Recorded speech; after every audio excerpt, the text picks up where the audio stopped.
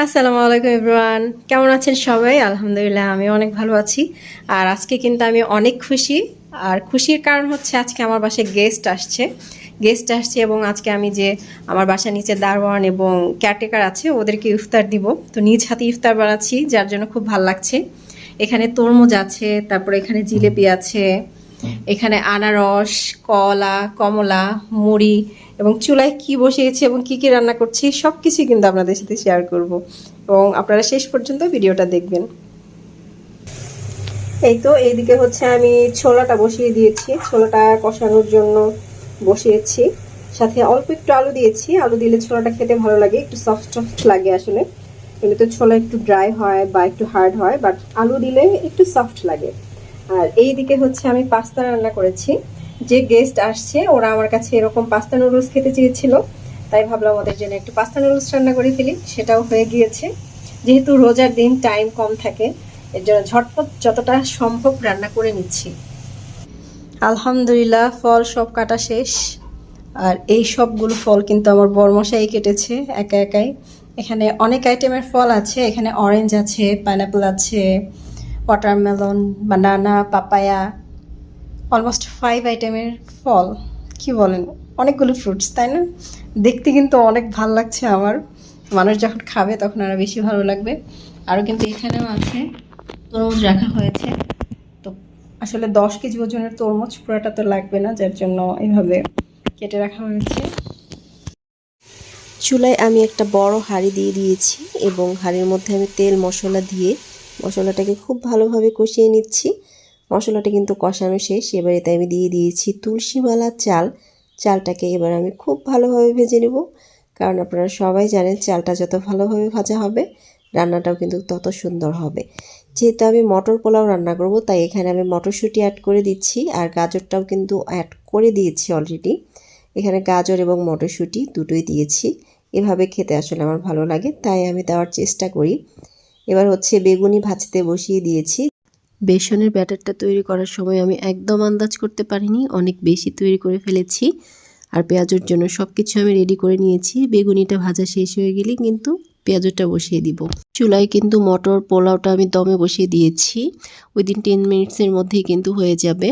আর টেবিলে যেটা হয়ে যাচ্ছে সেটা এনে আমি রেখে দিচ্ছি। এখানে যেমন পাস্তা, ছোলা এবং ফ্রাইড রাইস এগুলো রান্না হয়ে গিয়েছে, আমি এনে টেবিলে রেখে দিয়েছি। আর ফ্রুটস এবং সালাদ এগুলোর জন্য আমাকে কোনো প্যারা নিতে হয়নি। এই সব কিছু আমার বরমশাই কেটেছে, ও আজকে আমাকে অনেক হেল্প করেছে। যেহেতু আমি একা হাতে সবটা করছি, তো সব কিছু করতে গেলে তো একটু পেইন হবেই, তাই না? টিকিয়াগুলো ভাজা হয়ে গিয়েছে। এবার হচ্ছে আমি ক্রিস্পি করে পেঁয়াজগুলো ভেজে নিচ্ছি। ক্রিস্পি ক্রিস্পি পেঁয়াজু খেতে কিন্তু সবারই ভালো লাগে। আর আমার হচ্ছে বেগুনি ভাজা ডান। 1 প্লেট বেগুনি হয়েছে। বেগুনিগুলো খেতে কিন্তু খুবই মজা ছিল। এই তো এই প্লেট 3টা হচ্ছে দারওয়ান এবং কেয়ারটেকারের, ওদের প্লেট সাজানো হয়ে গিয়েছে। এখন হচ্ছে এসে নিয়ে যাবে। এই যে একটা প্লেট, 2টা প্লেট, আর এই হচ্ছে 3টা প্লেট। এই প্লেটটা একটু ছোট হয়ে গেছে, যার জন্য জিনিস দিয়ে একদম ভরে গেছে। আর আমার পুরো টেবিলের হচ্ছে এই অবস্থা। গেস্ট হচ্ছে অন দ্য ওয়ে, আসছে। ফাইনালি আলহামদুলিল্লাহ আমার কিন্তু ইফতার বানানো রেডি। আমি খুব টেনশনে ছিলাম যে ইফতারের আগে আসলে খাবার দাবার রেডি করতে পারবো কিনা, যেহেতু এক হাতেই সব কিছুই সামলাতে হচ্ছিল। ফার্স্ট টাইম আন্টি আমার বাসায় এসছে, আমি অনেক বেশি খুশি হয়েছি আন্টিকে দেখে। আন্টি আমাকে অনেক আদর করে। আন্টি অনেক ভালো মানুষ আলহামদুলিল্লাহ।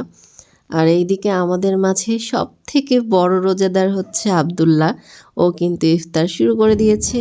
আর আমরা সকালে ওয়েট করেছি আজানের জন্য।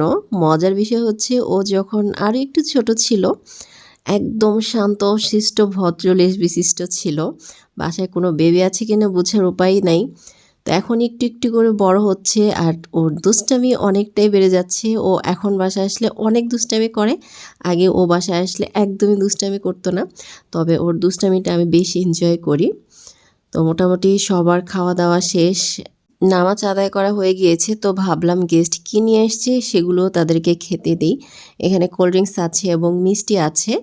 মজার বিষয় হচ্ছে ওনাদেরকে মিষ্টি আমি খাওয়াতে পারিনি, কারণ হচ্ছে এত বেশি আইটেম ছিল যে শেষ পর্যন্ত আর মিষ্টি খাওয়ার রুচি কারোরই ছিল না।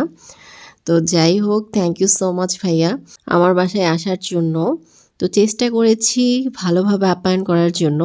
আপনারা গেস্টদেরকে কিভাবে আপ্যায়ন করেন সেটাও কমেন্টে জানাবেন। আর আমি তো আমারটা আপনাদের সাথে শেয়ারই করলাম। মিষ্টিগুলো দেখতে মাশাআল্লাহ অনেক বড় বড় এবং অনেক সাদা ছিল। খেতে কেমন হবে আই ডোন্ট নো, যদিও ঢাকার মিষ্টি আমার খুব একটা পছন্দ না। আজকে এখানে শেষ করছি, দেখা হবে নতুন কোনো ভিডিওতে। সবাই আমার চ্যানেলটাকে সাবস্ক্রাইব করবেন, লাইক কমেন্ট